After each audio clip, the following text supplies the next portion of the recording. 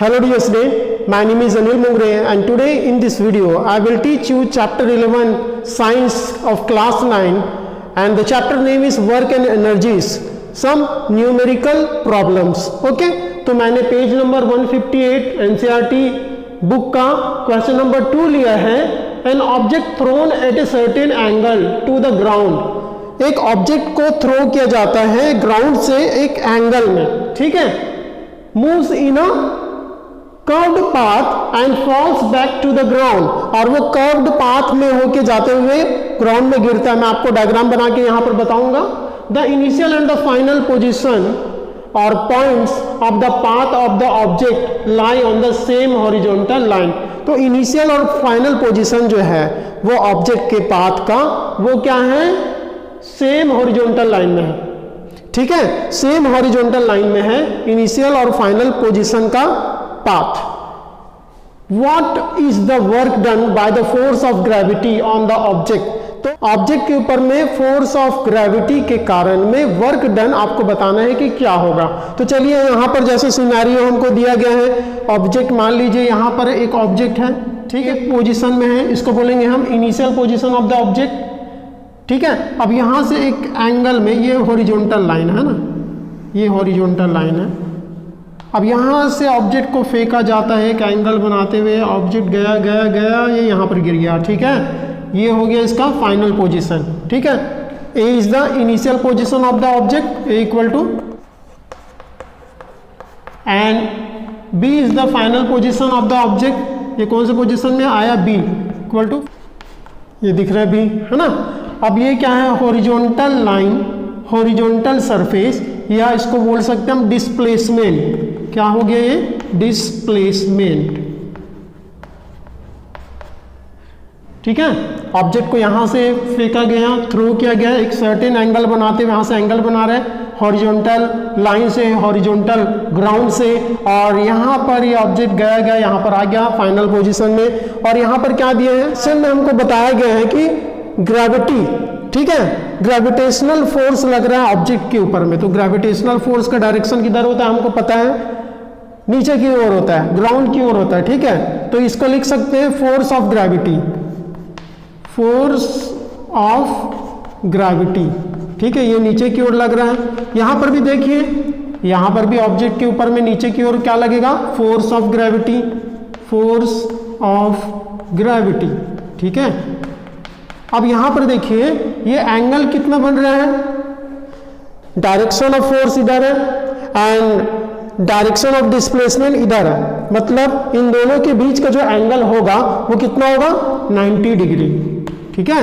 इधर देखिए direction of force नीचे की ओर है ग्रेविटी के कारण में, और डायरेक्शन ऑफ डिस्प्लेसमेंट इस हॉरिजॉन्टल डायरेक्शन में. तो यहां पर देखिए कितना एंगल बन रहा है, ये भी बन रहा है आपका 90 डिग्री. तो यहां पर आपको ये सिनेरियो मेरे ख्याल से पूरा अच्छी तरीके से समझ आ गया होगा.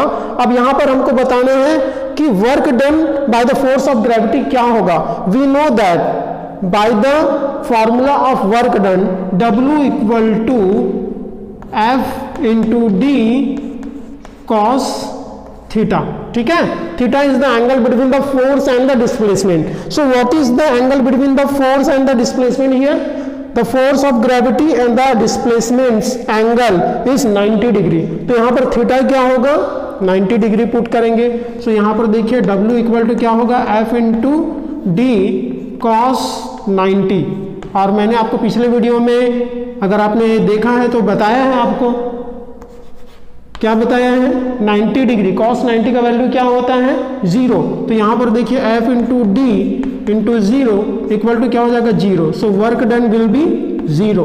सो in this case the work done by the force of gravity on the object will be 0. Okay, so you can note it down. Question number 11 और क्वेश्चन नंबर 5 जो है एनसीईआरटी बुक का वो सेम बनेगा जो पिछला क्वेश्चन मैंने आपको बताया था वैसे ही बिल्कुल, ठीक है. तो देखते हैं 11 number question. What is the work done by the force of gravity. Force of gravity के कारण में वर्क डन क्या हुआ on A satellite moving around the earth. मतलब अर्थ के चारों ओर एक सैटेलाइट मूव कर रहा है, तो उस केस में अर्थ के द्वारा ऑब्जेक्ट के ऊपर में, सैटेलाइट के ऊपर में एक फोर्स लगाया जाता है, वो कौन सा फोर्स होता है? ग्रेविटी फोर्स, ठीक है, द फोर्स ऑफ ग्रेविटी। अब यहां पर आपको ये बताना है कि वर्क डन क्या होगा, ठीक है, वर्क क्या होगा ग्रेविटी के कारण में। सैटेलाइट के ऊपर में एक फोर्स लगाया जा रहा है अर्थ के थ्रू, और वो force gravitational force exerted by the earth on the satellite, that is gravity. तो ग्रेविटी के कारण में जो वर्क डन होगा ग्रेविटेशनल फोर्स के कारण में, जो अर्थ लगा रहा है सैटेलाइट के ऊपर में, आपको बताना है कि वो क्या होगा, और होगा तो क्यों होगा, इसको जस्टिफाई करना है। तो चलिए मैं आपको बता देता हूं एक डायग्राम से। तो यहाँ पर देखिए यहाँ पर देखिए ये अर्थ है, ठीक है, इसको हम ई से डिनोट करते हैं अर्थ, और अर्थ के चारों ओर एक सैटेलाइट क्या हो रहा है?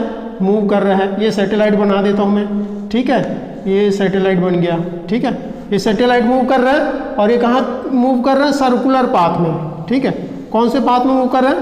सर्कुलर पाथ में, अर्थ के चारों ओर ये मूव कर रहा है ना, ये मूव कर रहा है अर्थ के चारों ओर इस पाथ में, सर्कुलर पाथ में।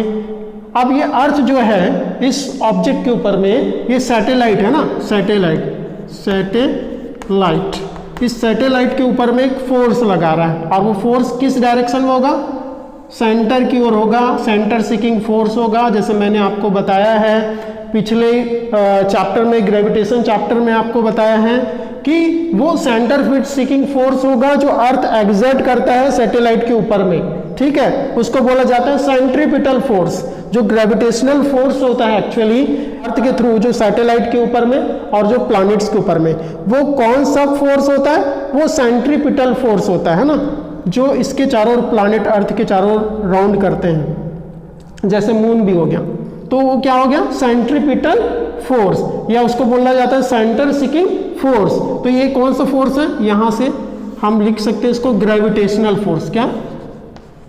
ग्रेविटी, या the force of gravity, the force of gravity, ये फोर्स लगाया गया, ठीक है, किधर? सेंटर की ओर, या इसी को बोल सकते हैं सेंट्रीपिटल फोर्स, सेंट्रीपिटल फोर्स, ये भी बोल सकते हैं, दोनों का मतलब एक ही है इस केस में। अब यहां पर देखिए ये जो डायरेक्शन ऑफ सैटेलाइट है वो किधर है? इस डायरेक्शन में, टेंजेंट टू द सर्कल, ठीक है, ये सर्कल जो बन रहा है उसके टेंजेंट के डायरेक्शन में होगा, मतलब परपेंडिकुलर। तो अब यहां पर देखिए इस सिनारियो में ये फोर्स का डायरेक्शन है, फोर्स का डायरेक्शन इधर है, और direction of the motion of the satellite tangent to the circle which is making 90 degree to the centripetal force, जो सेंट्रीपिटल फोर्स से कितना बना रहे हैं?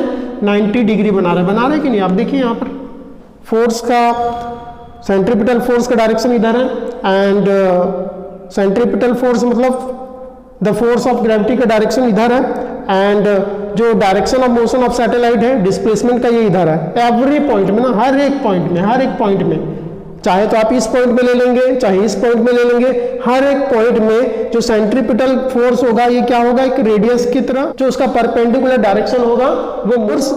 तो कोई भी पॉइंट लेंगे अगर आप यहाँ पर, चाहे यहाँ ले लें, चाहे यहाँ ले लें, चाहे यहाँ, जैसे मैं यहाँ पर ले लेता हूँ कोई भी पॉइंट, ठीक है, इसको आपने ज्वाइन कर दिया, सेंट्रीपिटल फोर्स का डायरेक्शन किधर होगा? इधर। और इस केस में इसका टेंजेंट ले लीजिए, टेंजेंट का डायरेक्शन किधर होगा? इधर होगा। तो देखिए यहाँ पे कितना बन रहा है? 90 डिग्री बन रहा है। तो हर केस में जो फोर्स का डायरेक्शन है और जो डायरेक्शन ऑफ डिस्प्लेसमेंट है या direction of motion of satellite है, उस केस में जो एंगल बनेगा इनके बीच का वो क्या बनेगा? 90 डिग्री बनेगा। तो in case we can say that work done by the earth on the satellite will be W equal to F into D cos 90। Theta की जगह में हमने क्या प्लेस कर दिया? 90। सो cos 90 का वैल्यू क्या होता है? F into D into 0, so equal to 0। So work done by the earth on the satellite will be 0 as the direction of the motion of the satellite and the direction of the force exerted by the earth on the satellite will make 90 degree. Hence the work done by the earth on the satellite will be 0. So you can note it down. And thank you for watching this video.